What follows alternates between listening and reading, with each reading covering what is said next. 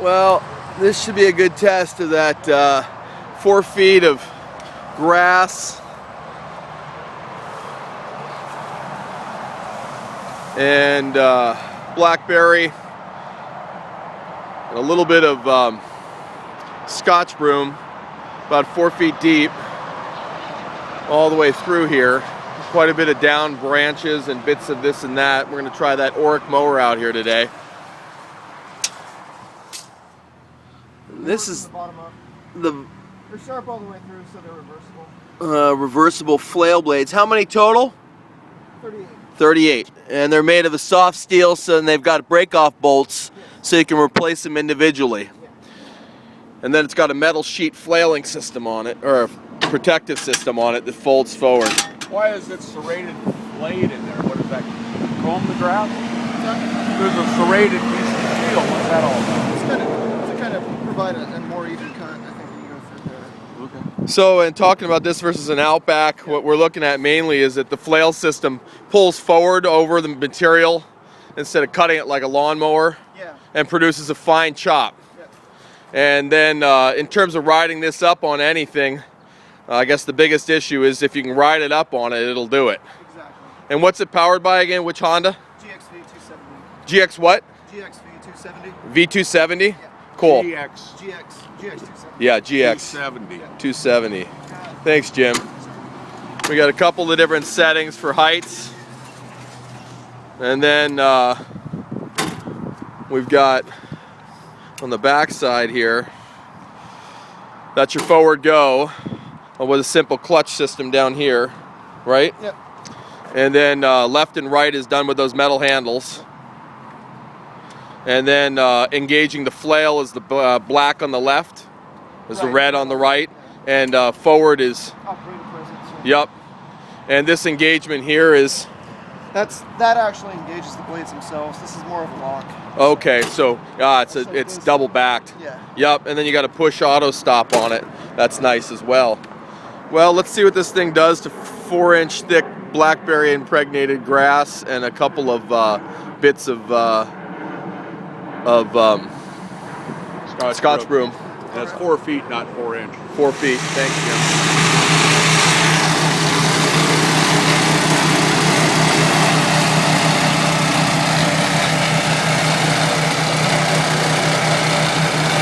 And that's at speed setting 1 right now. Say this. 2 could be possible. Depends on the thickness of the brush over here. You got to keep it slow enough so it doesn't bog, right? Yeah, You're just listening to engine speed. Yeah. Pretty good job of pushing through it with the Flails blackberry. would be a pretty good idea. Sometimes if they get through really thick brush, you start to hear kind of a crunch, crunch, crunch noise as they work on it. Good idea to stop the movement of the engine, the machine, and let them do their work. Well, that's so which one, a Honda what again?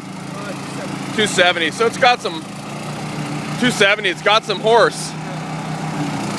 So it's plowing through it pretty good. It's not a bad finished product. We set it a little lower. Yeah, we could probably set it a little lower. But we're cutting it about what height right now? It's like about just under 3 inches. Just under 3? Well, it certainly goes to the blackberries and that pretty easy. Hey Jim, head for that Scotch broom.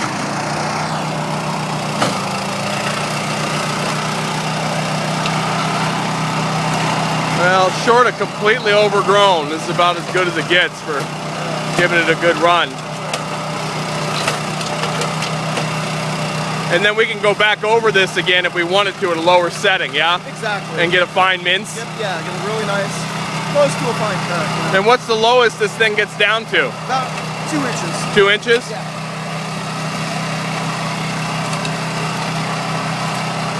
Well, that thing plowed a road in under 5 minutes, 10 minutes maybe.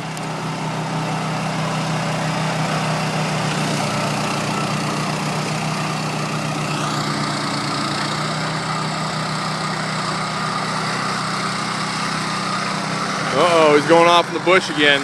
No, he's coming back at us. Gotta stay away from the front end of that thing, right?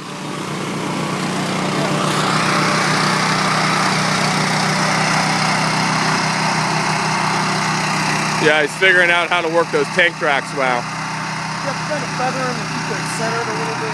Yeah, when it wanders, but it's nice. I mean, a guy could spend a lot of time horsing one of these around. That system makes it easy on the user. Exactly. That's the other advantage of the billy goat too. When you're on a slope, uneven ground with the billy goat, you're really trying to fight the machine. Yep. With a track system, that's non-existent. Yeah. And it always gives you traction on whatever you're going over. Yeah. What's the incline max on this thing? 25 degrees? Officially we recommend 20. 20 is what you officially recommend? Yeah, it's a Honda Japan engine and they don't have oil shut off. Ah. So it won't shut off if you're on a really If you overdo it, you'll run it dry. Yeah, exactly. Yeah. There's a slope indicator on that little front on that Yep. semicircular. Yeah, I see that. Right in front of you. Yeah. He's doing a good job of cutting.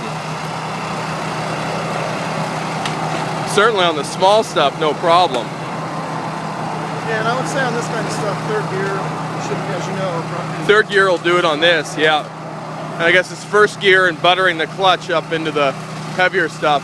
And the only thing we saw choke up on was a 2-inch thick piece of dried Scotch broom. Yeah. And it was a solid 2-inch in diameter, and it was probably a year old, bone dry.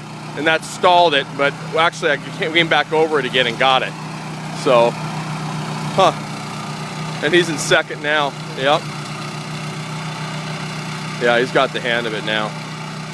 He's working those the two brake handles like a champ. Well,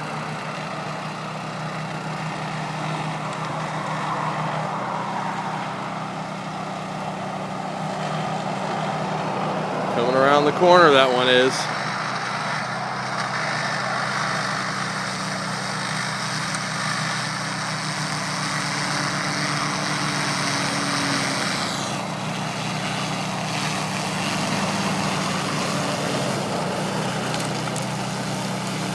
Truth is, it's almost fun to use.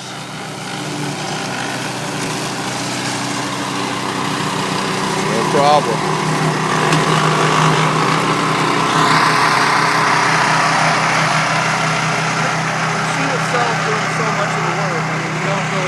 You're just getting the operation with more skill than it is really manual labor.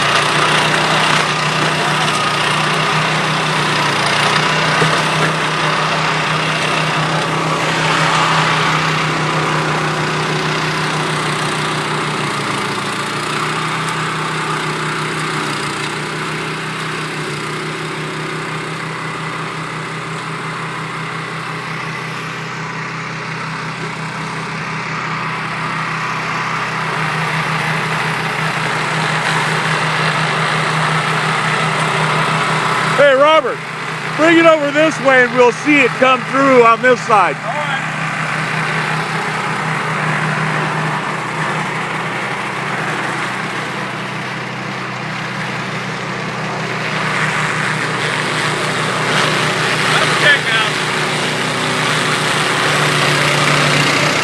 Rotary motors, what?